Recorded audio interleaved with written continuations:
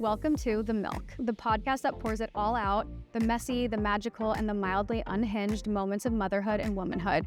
Real talk, honest stories, and reminders that none of us really know exactly what we're doing, and that's kind of the best part. I'm Taylor, your host and soon-to-be mom of 3, so let's laugh, learn, and milk this season of life for all that it's worth. Hi ladies, welcome back to The Milk. It still feels so exciting saying that. I know this is only our second episode, but I don't know when that is going to wear off. I was brainstorming how I wanted to kind of start this podcast and just the types of episodes that I wanted. And I thought it would be so fun to take you guys through different parts of my pregnancy, since I never really did that too much in the past. And also since hopefully it'll be my last pregnancy, it'll also be a way for me to document and remember everything during our pregnancy, because I feel like we get amnesia after it, and I don't even remember things I experienced in Aspen's pregnancy or Bash's. So yes, it's here for you guys to hear about and learn about if you have not been pregnant before, if you are, to compare and contrast, and then also just for me to just remember and soak up this time in my life. So I'm calling it the First Trimester Diaries, and I don't know yet if I'm splitting it up into like 2 or 3 episodes. We'll see how far I get, but I thought it would be great to take you through week by week of my first trimester, just because that's kind of the most brutal trimester in my opinion. Some people argue it's the third, but to me it's the first, and there's so many massive changes going on in your body weekly, and it's something I always wanted to remember what happened during what week, how did I feel, what helped. So I thought I would kind of spill all of that for you guys. Okay, so let's start at week 4 when I found out that I was pregnant. I had been maybe 1 or 2 days of missing my period and found out I was pregnant. So it happened at 4 weeks, and I don't know if it was the shock of finding out that I was pregnant, but after I found out, I immediately felt nauseous, sick to my stomach, and I was like, oh my gosh, there's no way the nausea is hitting me on the day I find out. Usually it would hit me on the day, on the dot of week 6. And so when I felt this way, I was like, oh gosh, please don't tell me it's already starting. I thought I had a couple weeks left to spare. This also made me so nervous because I was having dreams that I was having twins, and there were multiple people in my life that were like, what if you're having twins? I had a feeling you're having twins. And it kind of made sense because HCG levels are probably double when you're having 2 babies, which means you get way more sick and get sick early. So I was so terrified. Like, imagine me going from 2 to 4 kids. I would actually be deceased. And during this time where we still hadn't had our first ultrasound yet, a friend of ours told us a story of, I think it was their cousin that had 1 baby, and I think it was a boy, and then got pregnant only to find out that they were pregnant with triplets. And I think it was boys too. So they went from 1 to 4. And I was just praying every night on my hands and knees, like, please God, don't put this on my bingo card of 2025 and 2026. Like, I could not handle that. I only wanted to have 1 more kid, and that was a stretch. So anyways, there's only 1 baby there. Thank God. I found out at 5.5-ish weeks, but that was definitely a scare in week 4. Anyways, one of the first symptoms that hit me week 4 was pregnancy insomnia, and it's something I struggled with in every one of my pregnancies, where my body would wake me up in the middle of the night and I would be wide awake, wired, and my body was like a machine where it would not allow me to go back to bed until I snacked on like something salty or chips. And the second it was satisfied with whatever I ate, it's like my eyes just drooped and it was like I completely just turned off and went back to sleep. But I would notice that when I would be up for 3 hours in the middle of the night, the next day I just felt 10 times more terrible, and I could not get through the day with my 2 other kids. So in the past, I was really against Unisom because I would always feel like I got hit by a bus the next day, and that was off taking half of a pill, where I think it should be illegal to be recommending 1 pill as the dosage. I don't know who can handle that. I probably would not wake up.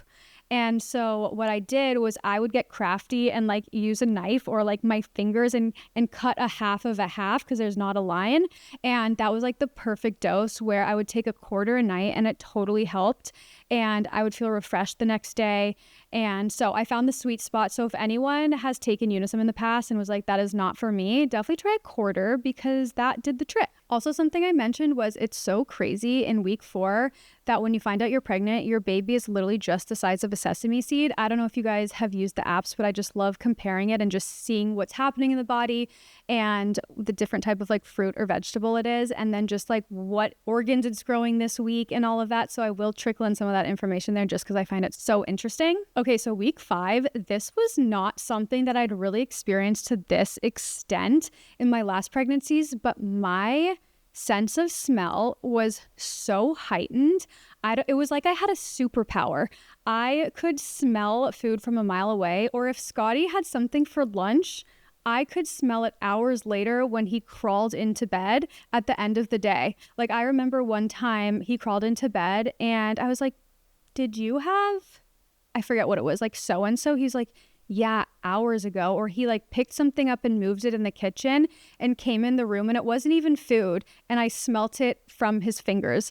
It was so strange. It was a blessing. Like, it was so cool, but it was also a curse because everything just kind of like gave me the ick and made me nauseous, that it was like, just like walking around smelling everything so strongly, just it was not it. So that was kind of like the big change of week 6, where I just felt like, is it a greyhound? I think it's a greyhound, where I just felt like I was sniffing everything. And then week 6 was interesting because it was the day that I left for our Europe trip. And of course, as in the past pregnancies, on the dot is when my nausea kicked in. And so that was not that fun, traveling from LA all the way to Barcelona, not really sleeping at all. I think I got 1 or 2 hours of sleep, but I did make it. And week 6 is when that hormonal belly bloat kicked in. And it's not even about like how it looked. It was about how it felt. It's like period bloat times 10. I was so uncomfortable that I didn't want to put on a bathing suit, even though I was on a boat and in beautiful beaches. And I was just getting so self-conscious. And I was like, how am I already feeling so gross at 2 weeks, at 6 weeks pregnant? Like, I have so much more time. I just felt myself spiraling into feeling self-conscious about myself. But then I caught myself being like, this is your 3rd pregnancy.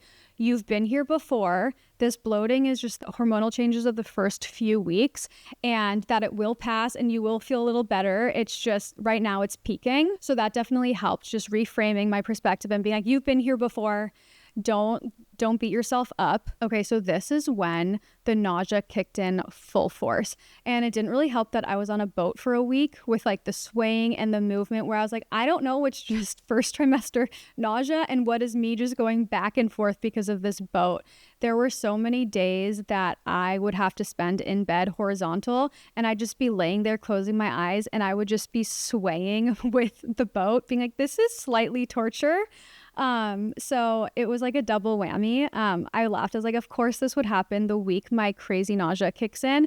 I feel like I am just floating and moving nonstop. The only way I describe it every single time, it's like waking up with the worst hangover of your entire life, but not getting to reap the benefits of enjoying drinks the night before. And also, if someone that struggles with car sickness, like motion sickness, is familiar with that feeling, that's something I struggle with too. It's literally like being car sick nonstop. So even though I was so sick, I really rallied to spend quality time with my family and the kids, and also just still be able to explore all the beautiful places we were going to. I was like, I am not letting this morning sickness get me down. Even though I'm pregnant, I am going to act like I'm not. And when I'm down bad, I'm going to let myself rest for a few hours and recharge, and then spend a few hours going to have fun, which really helped. I feel like I would have been really depressed if all I did was bottle myself up inside of the room. I feel like it's good for a little bit of time to like let yourself rest and recharge. But then even if you don't want to, what I found that really helped was still getting up, gently moving my body, getting fresh air. And 9 times out of 10, I did feel so much better when doing so. So I think it's always like a healthy balance of like letting yourself rest, but then also giving yourself time to get up, move around, kind of like just feel human again. Even putting on clothes and brushing your hair and getting dressed just really did my mind and body some good. One thing that I forgot to mention at week 6 was this was also the time when I started my progesterone suppositories. And for anyone who's unfamiliar with my story of my last pregnancies, which is probably a handful of you guys, I've talked about it a long time ago, but just to revisit it quickly, both of my pregnancies in the past have been high risk because I struggled with a shortening cervix, which their like medical term is cervical incompetence, but I find that quite rude. Like, you're telling me that I have an incompetent cervix? So shortening cervix is what I call it, which pretty much means it's shortening at an alarming rate, which means your body is kind of preparing for labor. Like, that's what happens when the head moves down, your cervix shortens, and then you prepare for birth. So they would, with Aspen's pregnancy, they monitored it and then put me on progesterone at 20 weeks to try and prevent it. And it didn't help. So then just before 24 weeks pregnant, I went into the operating room and had my legs literally spread eagle, flashed like big spotlights on me. And there were so many doctors and nurses just working down there for 40 minutes. And to put it in perspective, they literally sizzle the skin, like the walls of your cervix, to cut holes, and they sew your cervix shut to like keep your baby in jail. So we sewed Aspen in there. Thank God we did, because the day of my operation, my cervix or my I was already 1 centimeter dilated, which means my body was preparing to give birth at 24 weeks pregnant to her. So she probably would not have survived.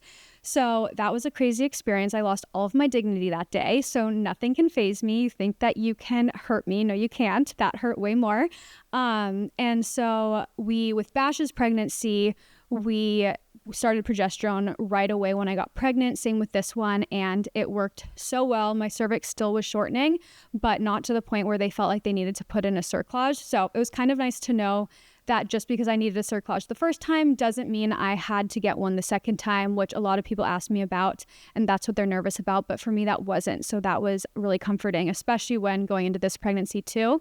So week 6 is when I started this progesterone, which is a blessing, but it also is the hormone that I'm adding to my body that rises before your period, that makes you like moody, cranky, crampy, and just like sad. So the first few weeks has definitely been a hormonal roller coaster where you're just feeling so gross, you're crampy, you're sad for no reason. Like, I would cry. I was feeling all the feelings. But anyways, I feel like that only lasted for 3 or 4 weeks when starting at 6 weeks. So I'm out of that now. I'm still taking the progesterone, but based off of my ultrasounds and then measuring my cervix, it is looking really great. I never thought that I would be bragging about my cervical length, but here I am. Everything's looking good, so I'm just so grateful for that. Okay, week 7. So this is when the baby is the size of a blueberry. So it's crazy to me that in 3 weeks, it goes from a sesame seed to a blueberry. I know that's not still that big, but that's like a massive jump in 3 weeks.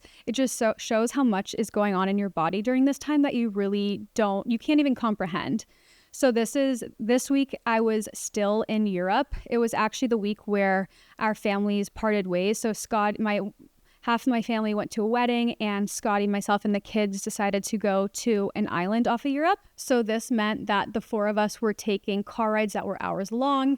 We were on ferries. We were dragging our luggage through this like tiny town to this hotel. We were taking so many different airplanes home, all while I was 7 weeks pregnant, still in the thick of my morning sickness, which lasted from morning to night. And I look back now, I'm like, how the heck did I do that?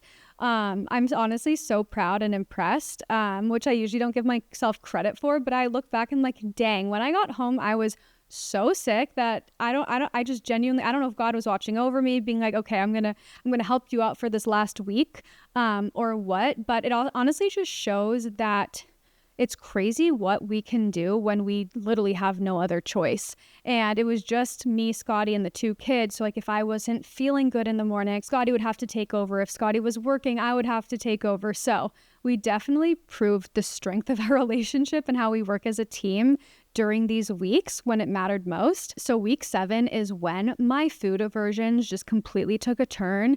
It was so sad because I was in Europe and all the food looked so amazing and my body wanted nothing to do with seafood. Like I could not look at it. And it was devastating. Scotty was having like the most amazing fish and shrimp and lobster. And there I was just wanting to gag in the corner. And so, but while I had all those food aversions, my hunger kicked in so much that I just had to like shove my face with anything that felt good. And I would be eating full meals. And then an hour later, my stomach would be absolutely growling like it hadn't been fed in 3 days. It was very dramatic. So there were so many things that my body didn't want to eat, but then there were so many things I needed to eat. And I always had to have salty chips on me, literally 24 hours a day. And in Europe, that's kind of hard. Like they don't just have random potato chips. So we would have to go on the hunt to find crackers and chips. And people had no idea because it's not like I looked pregnant. They just thought I was like this crazy lady asking for salty chips all day, every day. Okay, and something else that happened this week, which I feel bad about, I feel guilty about, but it was something I hadn't experienced before, but it's pregnancy rage. And I don't know if anyone else experienced that during any of their pregnancies, but I'd always like kind of heard of it, but I don't know, I never experienced it. I experienced postpartum rage, but this week, I kid you not, anything that anyone did just completely bothered me. Like if someone chewed wrong or breathed too loudly, I would see red and steam would be coming out of my ears. I felt so bad. Like I deserved to be locked up in a room isolated because I felt unhinged. And it made me feel really bad, especially for Scotty, because he probably got the short end of that stick. Adding on like the stress of traveling, and we had like 18 bags that he was carrying the whole time. So I felt so bad because I'm like, I know this isn't me. Why am I acting like this crazy person? I don't know if it was the progesterone or just like pregnancy rage is a completely normal thing, but I was kind of taken aback by that and felt a little bad, but it passed pretty quickly. Like I'd give it like a week or two and then I felt like it was gone. Okay, so week 8, we were finally home from Europe. I caught up on the jet lag and everything. This is when everything just got 10 times worse. And I'm sad to report at week 8, this is when coffee officially made me gag. I felt like I needed it so badly because my full body exhaustion was so real that I could not get my body out of bed, but I also could not stomach or even look at coffee to save my life. So I had nothing to help with my energy besides just like muscling through it, which was so hard. But the light at the end of the tunnel was this was the week where we had our first real ultrasound and got to hear the baby's heartbeat. So even though I was struggling, I just felt so much love and relief for finally getting to hear the heartbeat. I think it never fully feels real until that moment. And I think there's a lot of fear before you hear that. And just hearing the heartbeat, so many of my worries went away. And I was like, I don't care how sick I feel. I don't care how tired I am. Like, I'm doing something so incredible with my body. And these are like the little moments that matter most. And I was so emotional. Thank God it was like a dark room. But I started crying when I heard the heartbeat for the first time. And it just, I don't know, it just brought me back. It made me super emotional. And it was definitely one of those core memories, even though it was my 3rd pregnancy, like I've said before. Like I'll say this probably every episode where I'm talking about this pregnancy. It feels so new for the first time. I also find it so crazy that even though they're only the size of a raspberry at this point, they are still actively moving. You can see on the ultrasound watching them like twitch and make movements, and they're like a little jelly bean, but they're making so many movements, which was just so cool to see at so early on. It's also crazy that their respiratory system is forming during this week already. Like I thought it's happening to something literally this small. So yeah, I think I'm going to make this a mini episode and keep it to the first 5 weeks. And then next episode will be weeks 9 to 13. That feels right, doing 5 and 5 to kind of take you through my first trimester diaries. I hope that was fun. Let me know if you have any questions. I think on Spotify, you can also leave comments and I can respond that way, or feel free to DM me. Hope you loved this episode and can't wait for the next one.